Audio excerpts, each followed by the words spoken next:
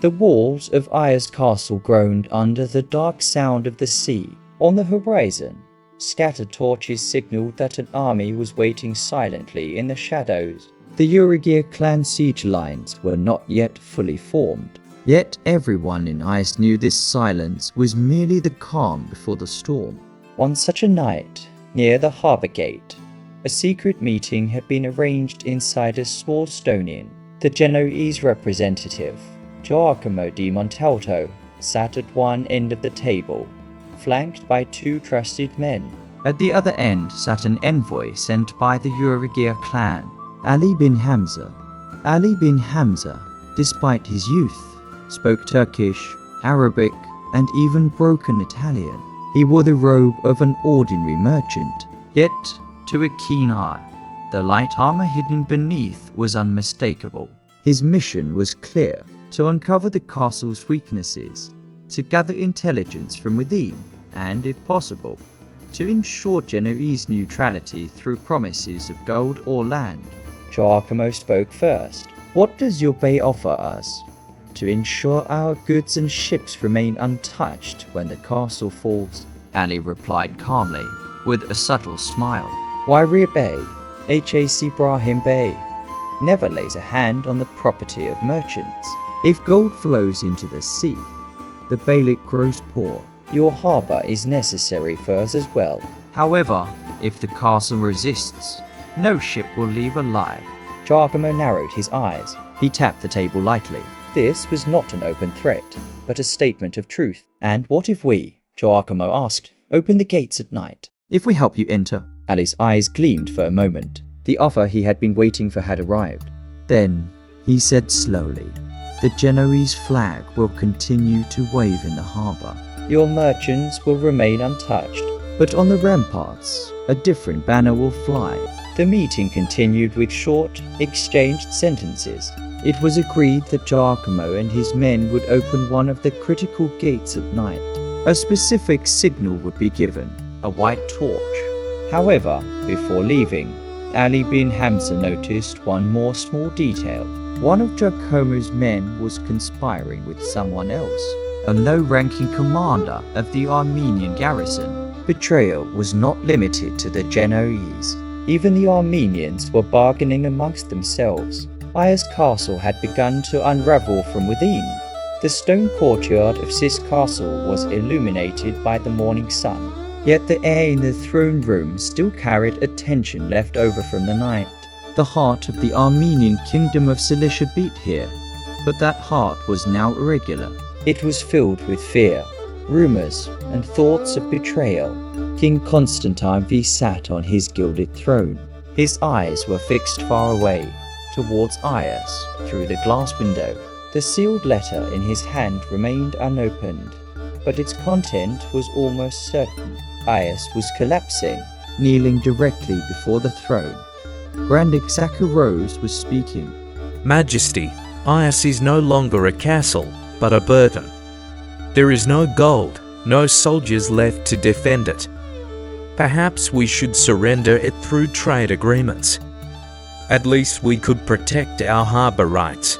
The king remained silent, but anger rose from the back rows.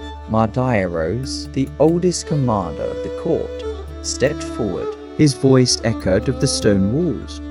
"In that castle lies the honor of our lineage, the blood of our ancestors. If Aias falls, Sis will tremble. If we step back now, we will never hold another fortress again." Zakharos smiled, but his eyes were empty. "We do not know, Mardiaros, who else deals with those who oppose the king's decision in these lands. Perhaps the Haji Ibrahim's clan favors old-fashioned minds like yours." The court fell silent. The king slowly opened the letter. It was a new offer from the Genoese, a diplomatic text demanding a neutral port guarantee in Aias, but implying that trade, not Armenians, would now rule the castle. The king narrowed his eyes and asked, "Do you think a king sells a port or his people?" Zakharos did not answer. Mardiaros bowed his head, then spoke with a booming voice. "Send me to Aias, your majesty! Let those who intend to abandon it leave before I arrive.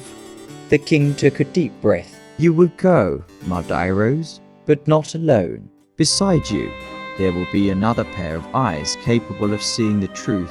Priest Kufork will accompany you. Let neither the eye nor the ear of God be missing from the castle. And so, a new journey towards Ayas began.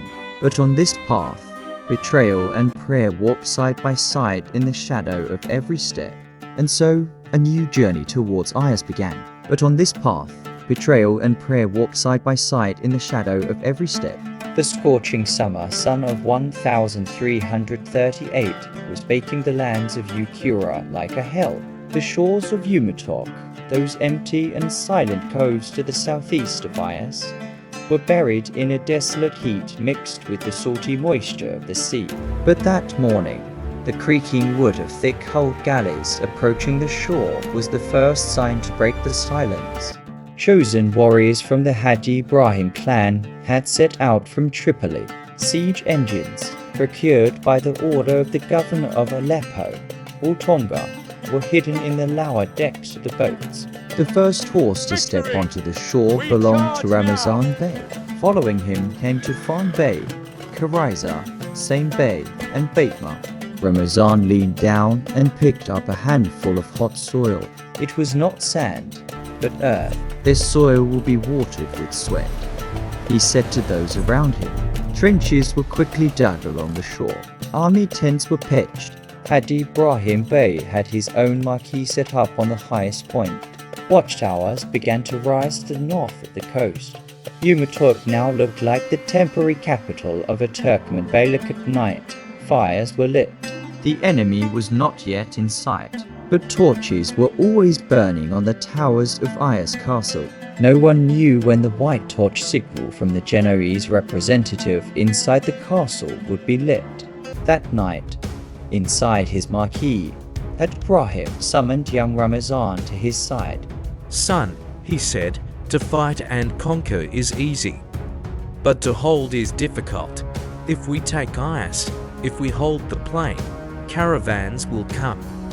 Merchants will come, and then jealousy will come.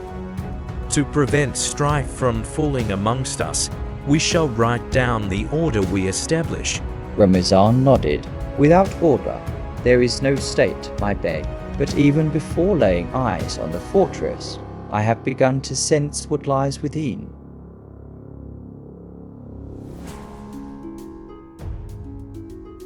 Please like and subscribe for more.